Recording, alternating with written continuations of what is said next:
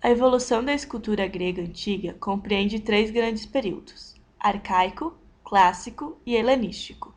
No início, as formas são mais rudes e pouco naturais. Vão evoluindo para um tipo heróico de representação do homem, sempre jovem, belo e modelar. No fim, o naturalismo dá lugar ao realismo, com a representação de várias idades do homem e de modelos menos regulares e patéticos como bêbados, moribundos, figuras dolorosas, anões e etc. A arte e a arquitetura gregas tiveram início no período arcaico, que ocorreu entre os anos 750 a 780 a.C., e ao longo da história sofreram transformações sempre visando a perfeição em suas representações.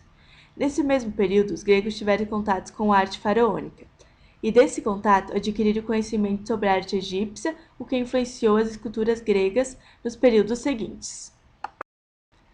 O período clássico severo ocorreu aproximadamente entre 480 e 450 a.C.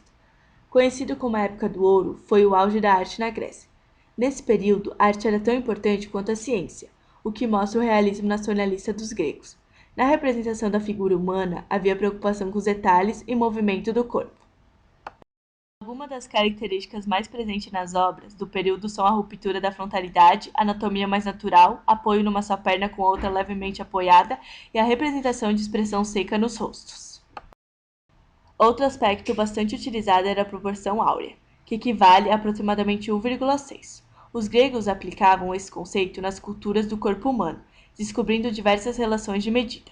Um exemplo do uso da proporção é o escultor Policleto, que no século XX a.C. afirmou que o corpo é 7 vezes o tamanho da cabeça. Período Severo. O período severo possui rigor e sobriedade do tratamento dos corpos e rostos, congelando uma ação. O período severo abandona a rigidez e a atitude estática do corpo e em um estudo mais detalhado na anatomia. Os detalhes decorativos são reduzidos a um mínimo. O estilo severo trouxe uma série de importantes inovações formais, técnicas e ideológicas para a escultura. A partir de 338 a.C., já no período helenístico, quando a Grécia foi incorporada a Roma, houve a sofisticação da arte, apesar do poder da civilização ter caído devido às guerras internas. Neste período, também havia o cuidado em representar o ser humano detalhadamente, mas ainda baseado no conceito do belo ideal. A diferença é que havia uma expressão mais teatral, complexa, com mais sentimento, características que se manifestaram no movimento barroco posteriormente. Havia também um melhor caimento do tecido sobre o corpo, o que tornava as estátuas ainda mais perfeitas. Podemos relacionar o conceito de belo dos gregos com o dos filósofos Platão e Aristóteles.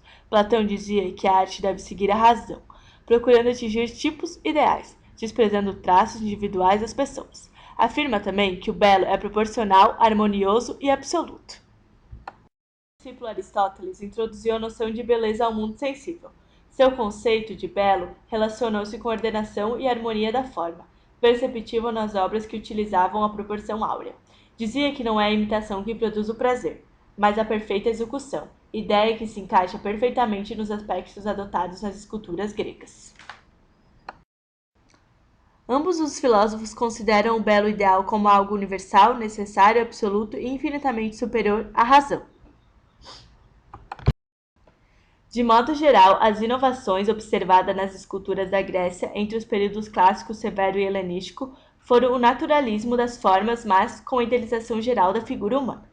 Regras de representação dos corpos, quebra da lei da frontalidade e surgimento do sorriso e do nu.